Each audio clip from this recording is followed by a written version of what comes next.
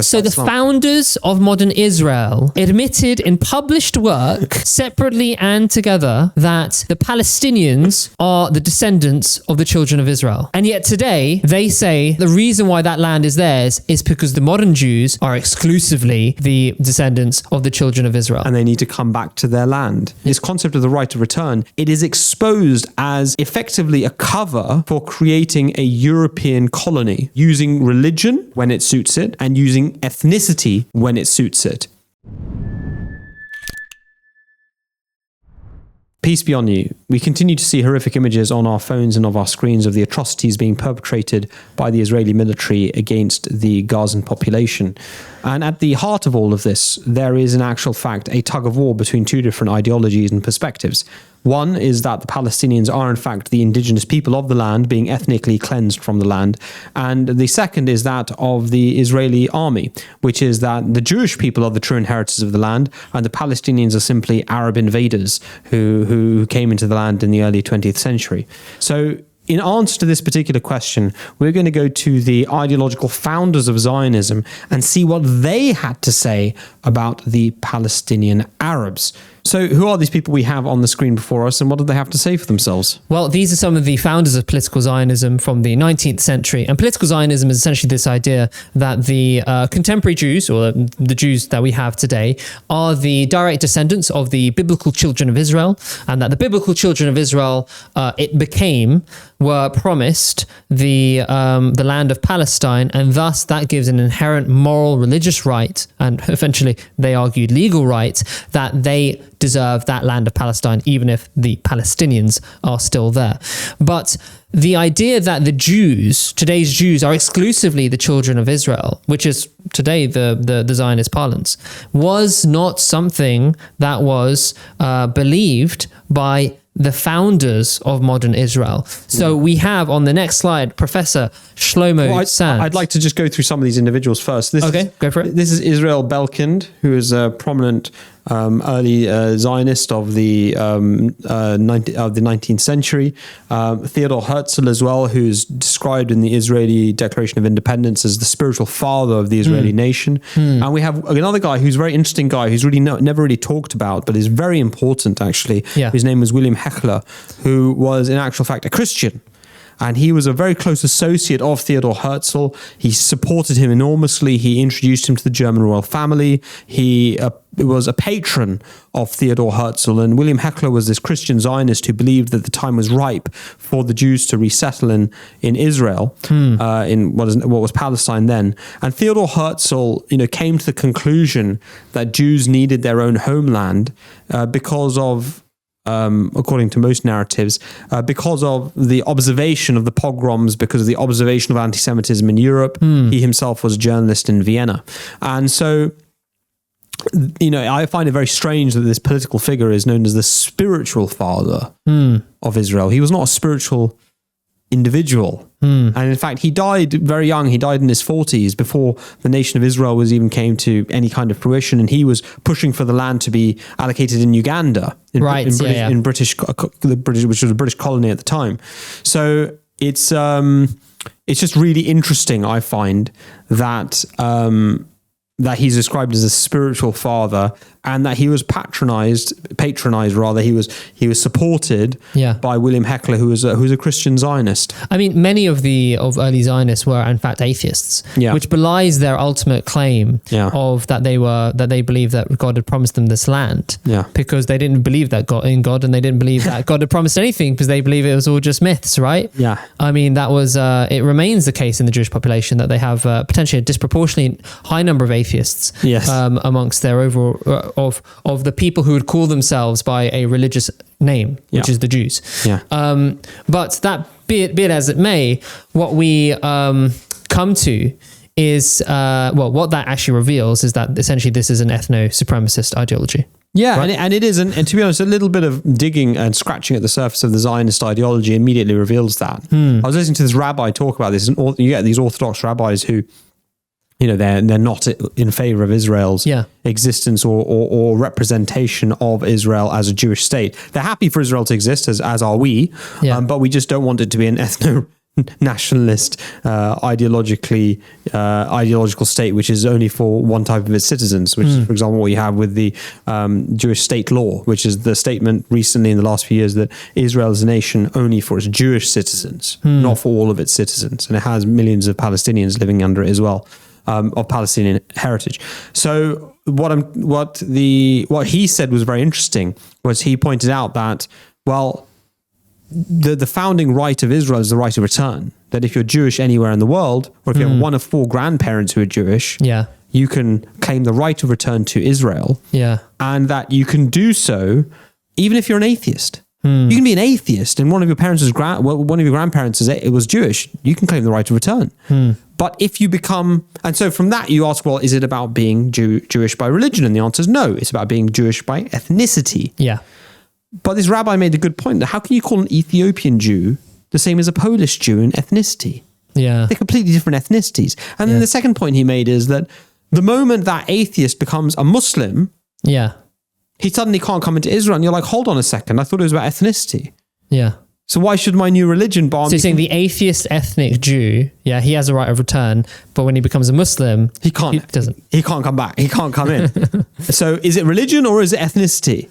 Well, actually, it's both, whichever one suits the aims of the Israeli state, which is to create a European-based, European-centric proxy for US and UK and European interests. Which is why, for example, you have these Ethiopian Jews who they're Ethiopian, but their pedigree as Jews is very clear.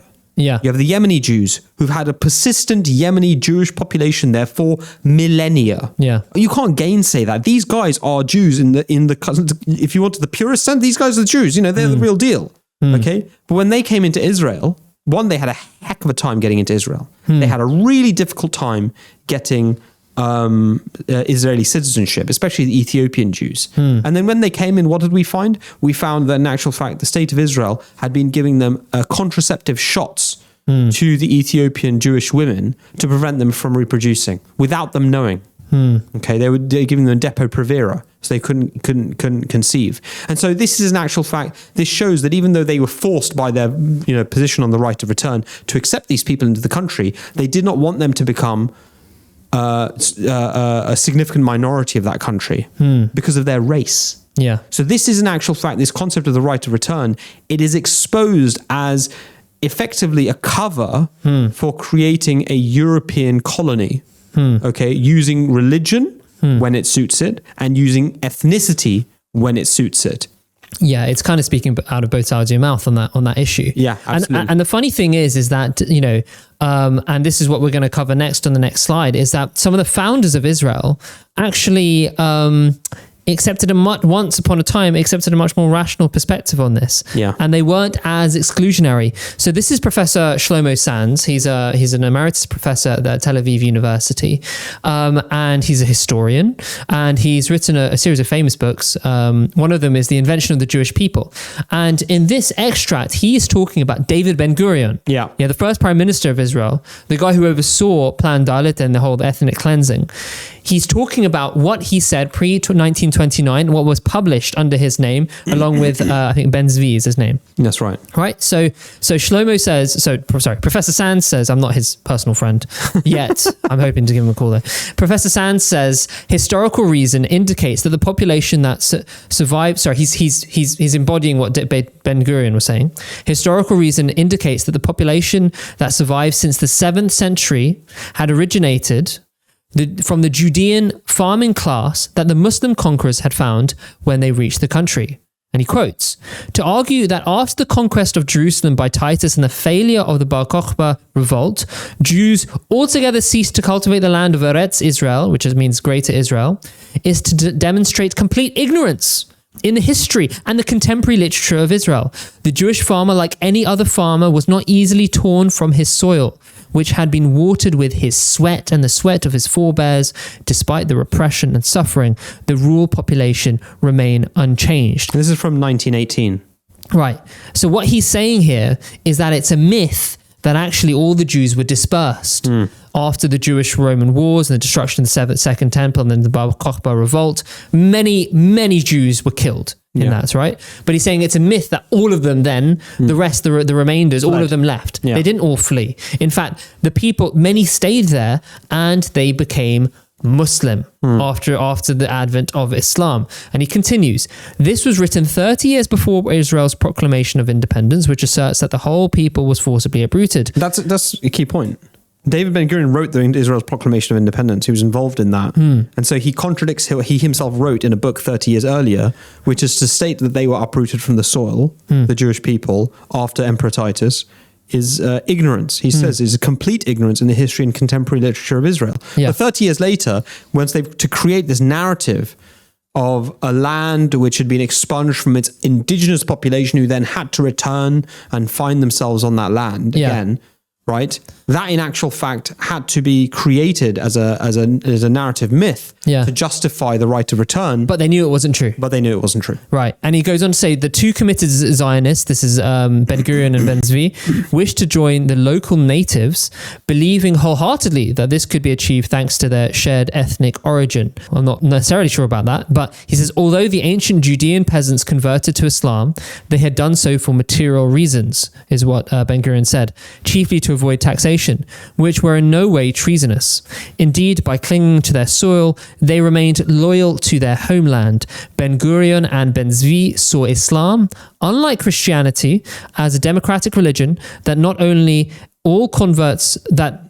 embraced all converts to Islam as brothers, but genuinely revoked the political and civil restrictions and sought to erase social distinctions. So basically, Ben-Gurion was saying that there was a reason the Jews converted to Islam.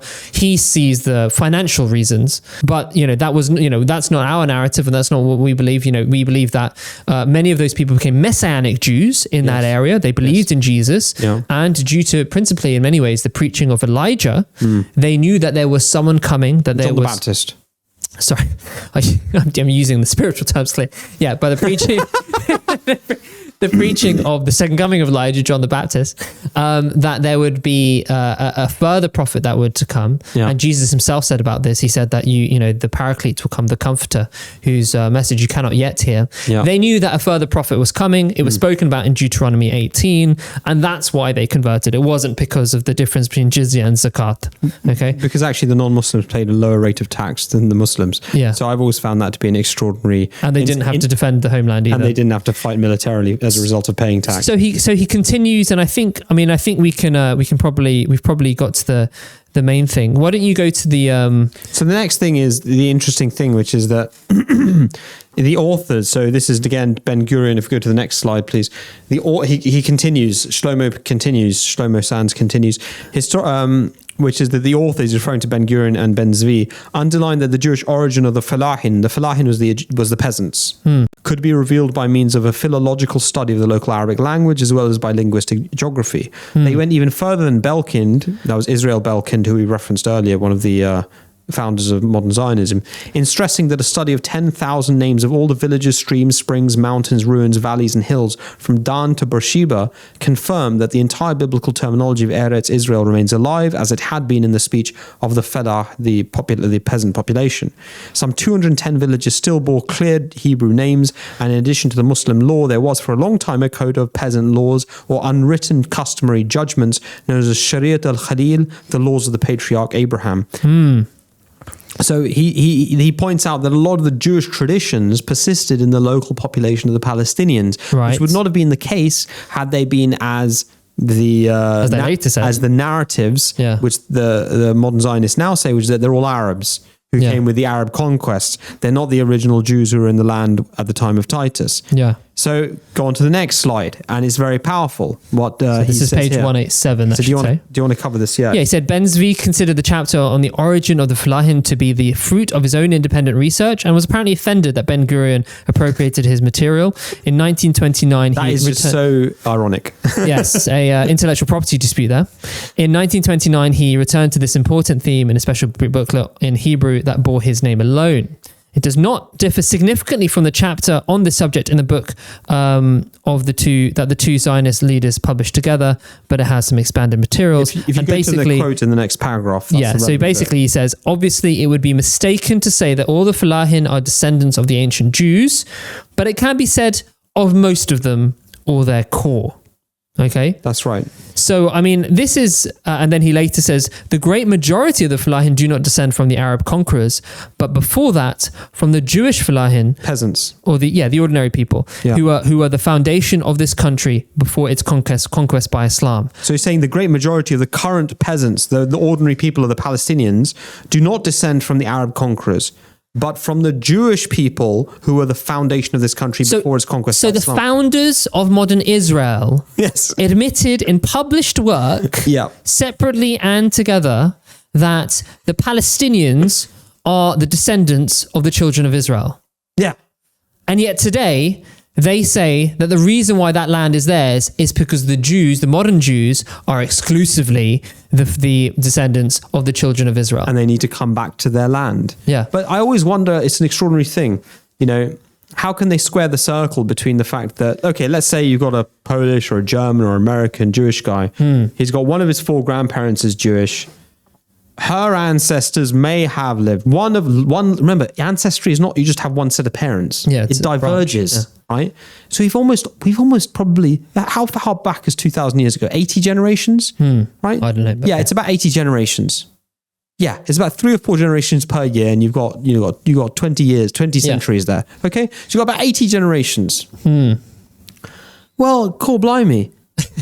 I bet there's every single one of us has at least one line which goes back to somebody who lived in Palestine.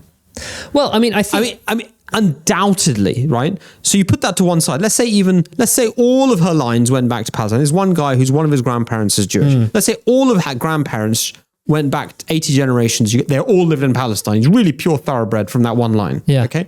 Right. Fine. 80 generations ago. But then you have a Palestinian who's been living in that land and who still has the keys to the home, which his grandparents, who are still alive as well, were kicked out of 2 generations ago. How can you prefer the claim of the guy who's got 80 generations back to establish his claim to the land to the person who goes back 2 generations? How can you do that? Because the Bible. No, but even the oh my God. But even this evidence shows that this becomes even worse, right? Because the people who are actually there are themselves the indigenous people of the land by every single measure, even by the admission of the original founders of Israel. Well, I mean, and Israel know this because there has been a lot of genetic evidence which shows this. In our next slide, we will see one particular set of kind of inconvenient evidence. This is from 2001, Journal Axis Gene Research on Jews and Palestinians. A keynote research paper showing that Middle Eastern Jews and Palestinians are genetically almost identical has been pulled from a leading journal. Academics who have already received copies of Human Immunology have been urged to rip out the offending pages and throw them away. Such a drastic act of self-censorship is unprecedented in research publishing and has created widespread disquiet, generating fears that it may involve the suppression of scientific work that questions biblical dogma. There's been terrible muttering amongst the academic circle. Yeah, they may write a letter. Quiet. I mean, this is unbelievable, and it shows the extent to which the Israeli elites and the Israeli government are petrified of this coming out. Yes. Of anything which questions their narrative. I mean, apparently they couldn't censor the writings of their founding fathers, right? But they'll rip this out of libraries. Yeah. But this is one set of evidence which said that the Middle Eastern Jews and Palestinians are almost genetically identical. Let's move on to. Well, actually, let's just go to the article as well. If we have a quote from the article. Okay. So it says the paper, "The Origin of the Palestinians and Their Genetic Relatedness with Other Mediterranean Populations," and it says, in common with earlier studies. So this wasn't some groundbreaking finding. This was common with earlier studies. The team found no data to support the idea that Jewish people were genetically distinct from other people in the region. In doing so, the team's research challenges claims that the Jews are a special chosen people and that Judaism can only be inherited. Jews and Palestinians in the Middle East share a very similar gene pool and must be considered closely related and not genetically separate. Rivalry between the two races is therefore based in cultural and religious, but not in genetic differences. The journal now claims that the article was politically biased and was written using inappropriate remarks about the Israeli-Palestinian conflict. As in, inappropriate because it didn't perpetuate an ongoing occupation of people's land. Yeah. And instead said, actually, these people need to make peace because they're fundamentally the same people. So that's apparently is politically biased, but not ripping out pages of a journal. Yeah. Right.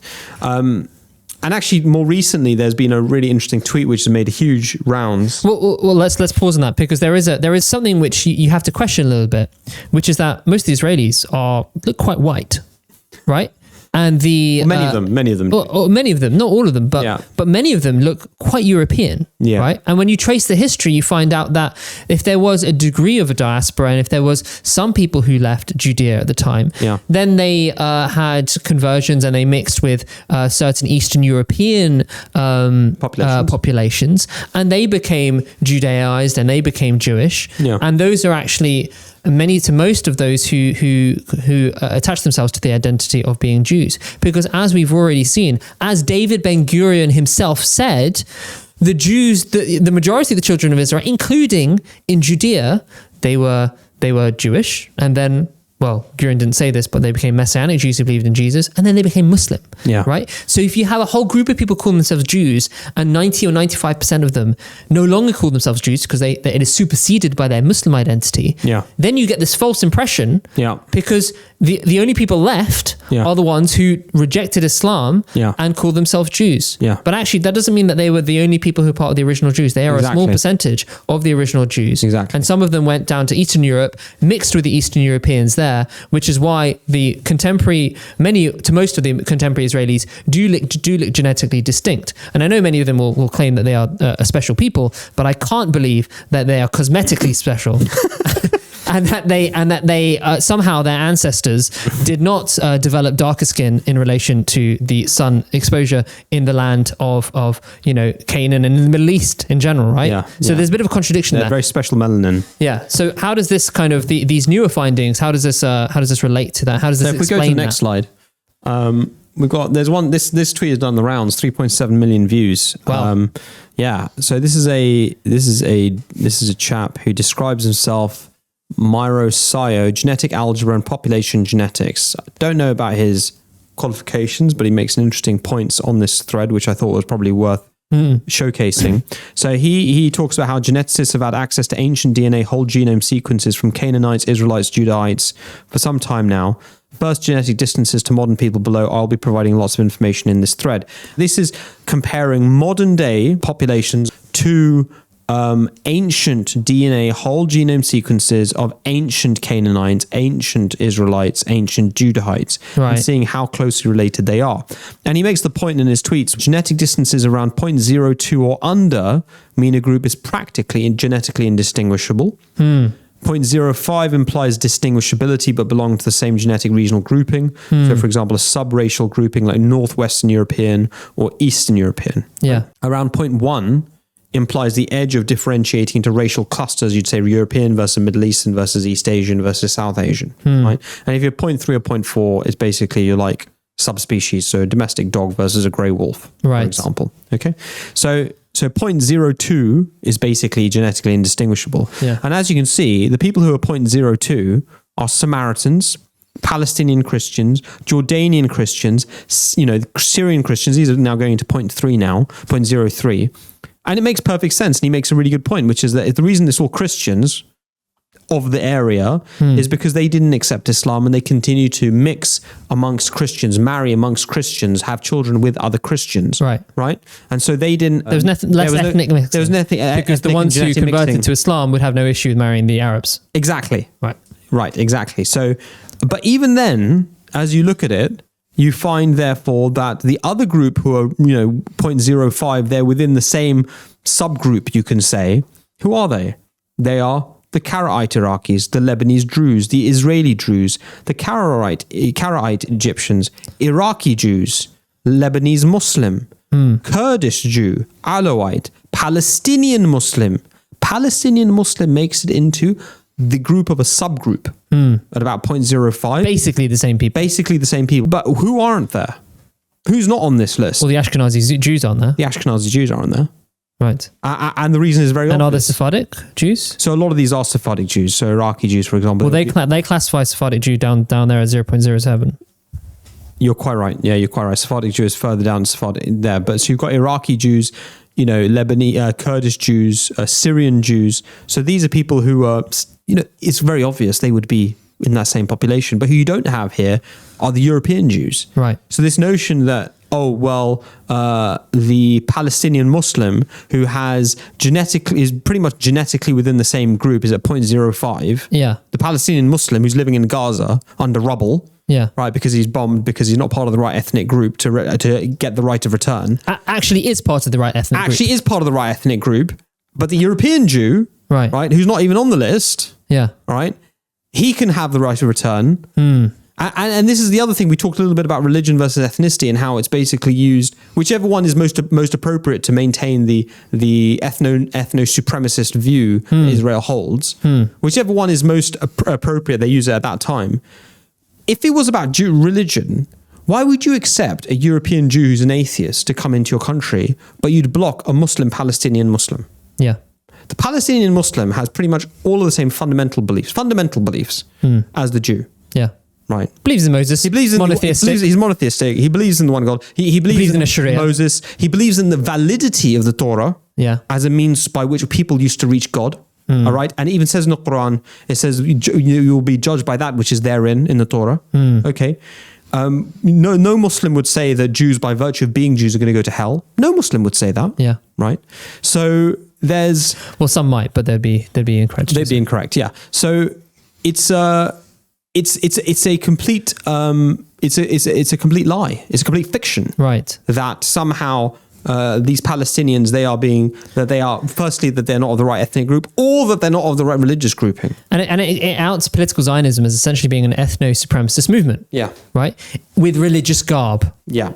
Exactly. But actually, their religious claims don't have validity, and even their ethnic claims don't have validity. And I think this is really important because, especially when you're talking over thousands of years, ethnicity is not a binary thing. Yeah. It's not yes or no. Yeah. It's a question of matter of degree. Yeah. Right? And if one wants to argue from a matter of degree, the Palestinian Muslims are closer to being the children of Israel than later European converts. It doesn't mean that the Ashkenazi Jews don't have any claim to being children of Israel. No, they do. They do have a claim to being. But if you're going to make the basis but of it... if you include them, you have to include the Palestinians. Exactly. Right? I mean, maybe anti-Semitism is a serious issue, but the way it's being weaponized to defend criticism of Israel can only make us wonder, are genes anti-Semitic?